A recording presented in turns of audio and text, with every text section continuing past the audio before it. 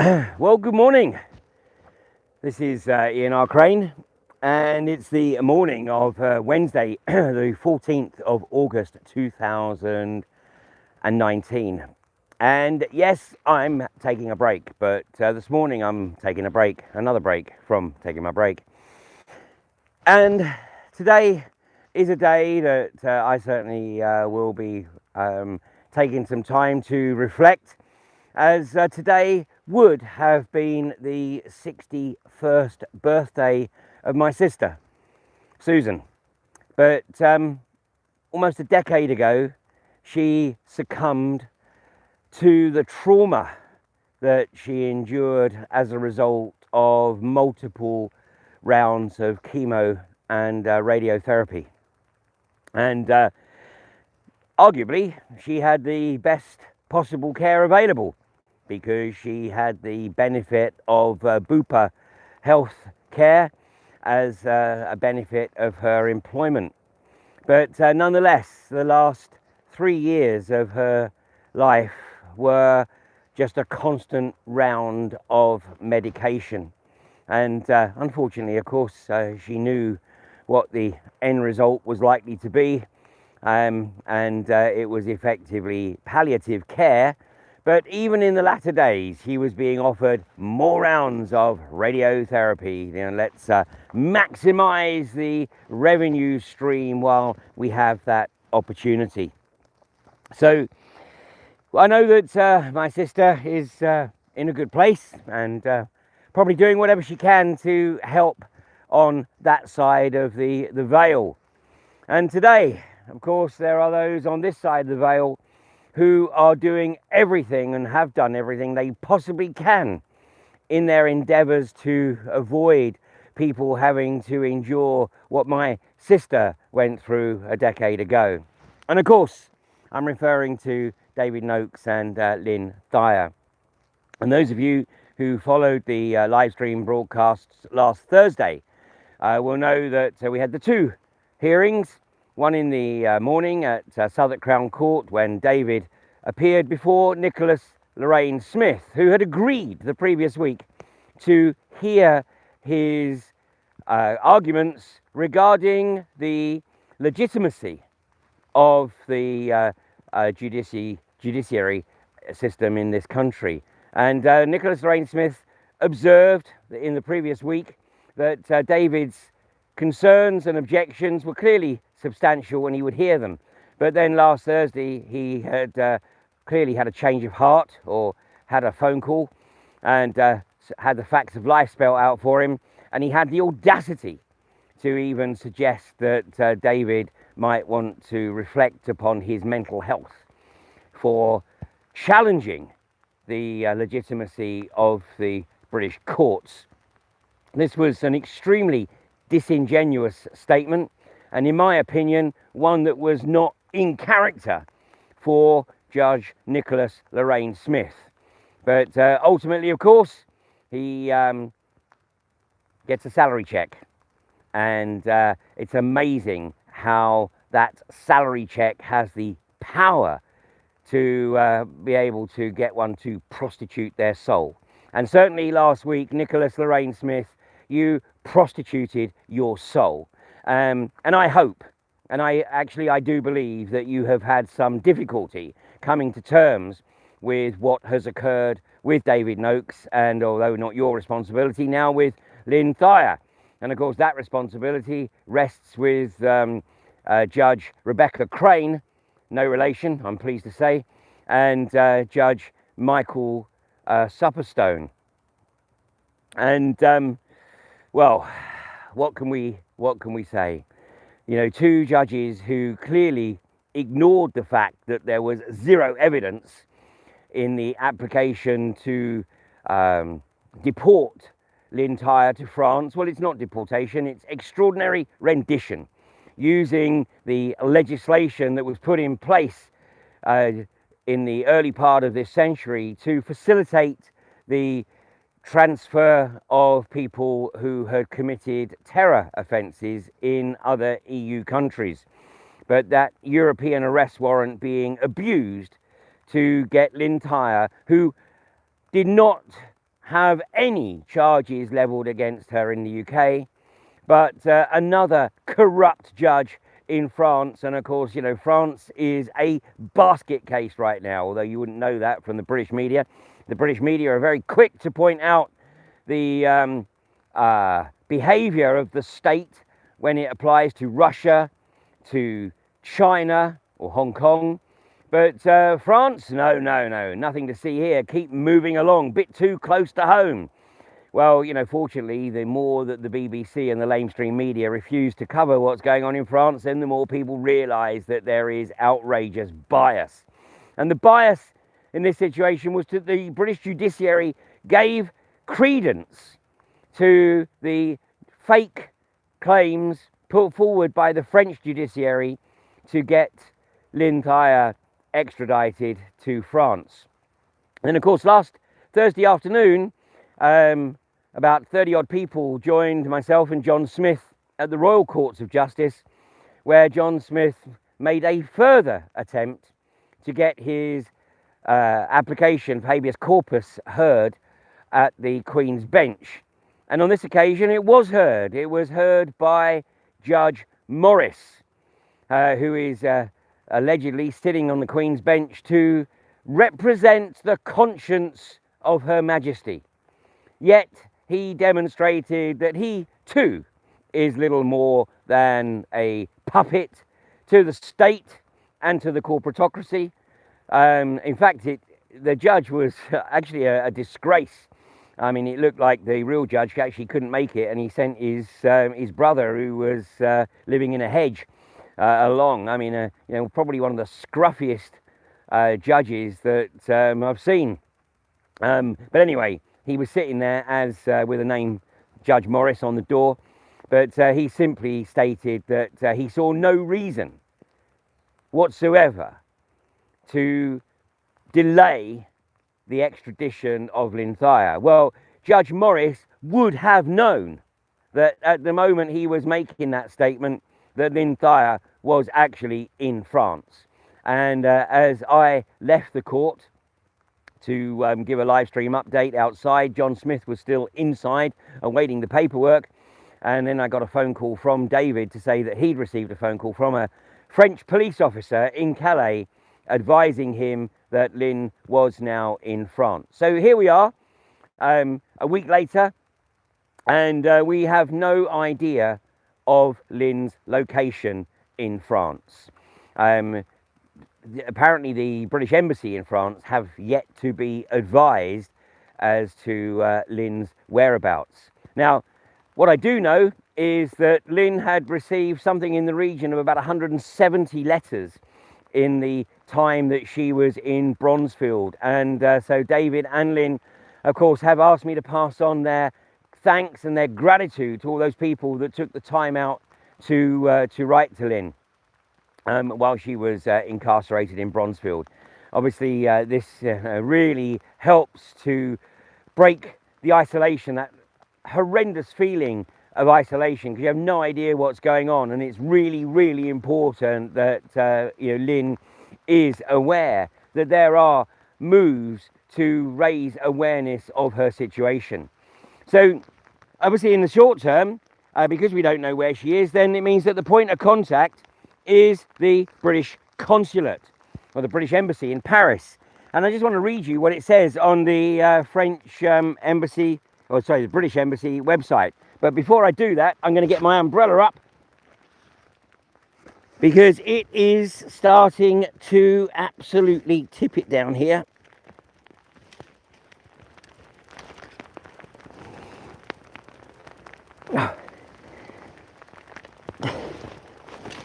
Or maybe I won't, it's jammed. Joys of outside living.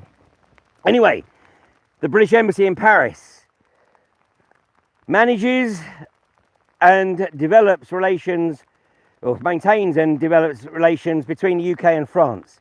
The UK's network in France and Monaco supports the British government's main aims overseas, keeping Britain prosperous and helping British nationals. Well, not doing too much at the moment. So if you want to contact the British Embassy, There's two numbers I'm going to share with you, and I'll put them beneath this video. The first number, it says on the website, if you're in the UK and are worried about a British national in France, call 0207 008 1500. So that's 020 7008 1500. Or you can contact the embassy, and their number in France is it's +33, the country code, then 144513100. Now the current ambassador to France is a gentleman by the name of Edward Llewellyn, OBE, who reached this dizzy height in the British diplomatic corps after having served 11 years as David Cameron's chief of staff. So once David Cameron was hightailing it out of number 10 because the British public didn't vote the way he wanted over Brexit, then he appointed Edward Llewellyn to the House of Lords, and obviously got him this plum appointment as British ambassador in Paris. Well, it's about time, Edward Llewellyn, that people did know your name, and it's not necessarily going to be for the right reasons, unless, of course, you are able to secure the release of Lynn Thayer from a French prison. So, in the short term, please contact the British Embassy in Paris, and as soon as we know Lynn Thayer's whereabouts, then obviously I will take another break from my break to get that information out to you. Well, meanwhile, September the 11th, so 9/11, but this time in the UK, the 11th of September is going to be GcMAF Awareness Day. And whatever you feel you can do or want to do to help promote awareness that GcMAF cures cancer. Let's not beat around the bush. GcMAF cures cancer. And the establishment and certainly Big Pharma do not want that. The establishment, because they use this as part of the means of population control. And of course, Big Pharma, because of the enormous contribution to their revenue stream that they get from putting people through multiple courses of chemo and radiotherapy. Prolonging their lives, maybe, but obviously having a significant negative impact on the quality of the lives that those people are able to lead. Not giving them the opportunity to consider any alternatives.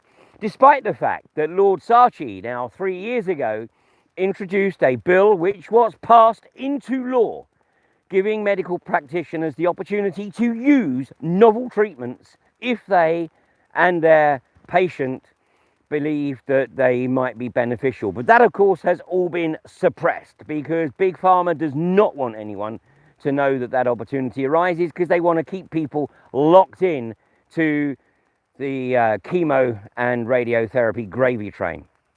So we're calling people to gather at Westminster. Now, this is the only week that Parliament is actually sitting, officially anyway, between now and the 5th of October. And this is the week that they return, and obviously that Wednesday it will be a packed house for Prime Minister's questions on Wednesday the 11th of September. So we're going to gather there, but the focus of the event will be at 11:11 a.m. on the 11th of September. Now, we have an offer from a coach company in East Lancashire. They're offering to put on a coach, providing that we can fill the coach, and the cost will simply be whatever the fuel costs are, divided by the number of people on the coach. So if you're interested in coming down to London for the GcMAF Awareness Day on the 11th of September, then please drop me an email to ianrcrane@hotmail.com, and I will put you in touch with the company in East Lancashire. And if you're able to organise for people to come to London, then obviously whatever you are able to do is very much appreciated. And use your own creativity. I must confess I despair when I see these protests that are so obviously orchestrated with everybody carrying the same banner. They've obviously been mass produced. So do your own thing. Let the establishment and Big Pharma in particular know that it is you who cares enough to do whatever it is that you prepare to bring to London, to let the establishment and Big Pharma know how you feel about this outrageous agenda to prevent people from having access to treatments that genuinely treat and cure cancer, as opposed to just simply keeping them alive long enough to milk the revenue opportunities. So obviously a big one is GcMAF cures cancer. Say, let's not beat around the bush. The 1939 Cancer Act, needs to be abolished. So something maybe that gets that message across. And of course, free Lynn Thayer and, corrupt British judges. Whatever you feel, it will be appropriate and it will help to get that message across. So make that date for your diary. I'm actually in the middle of on the start of my 5G Is It Safe tour. And I will be speaking in Plymouth on the night before, on the 10th of September, and in Bournemouth on the night of the 11th. But I will be hightailing it up from the south coast to London to be at Westminster on the morning of the 11th of September. It is crucial that we maximise this opportunity to get GcMAF into the wider vocabulary and to shut down all the charlatans who are simply on the corporate payroll, who attempt to dismiss and demonise those who have the genuine interests and well-being of humanity at heart.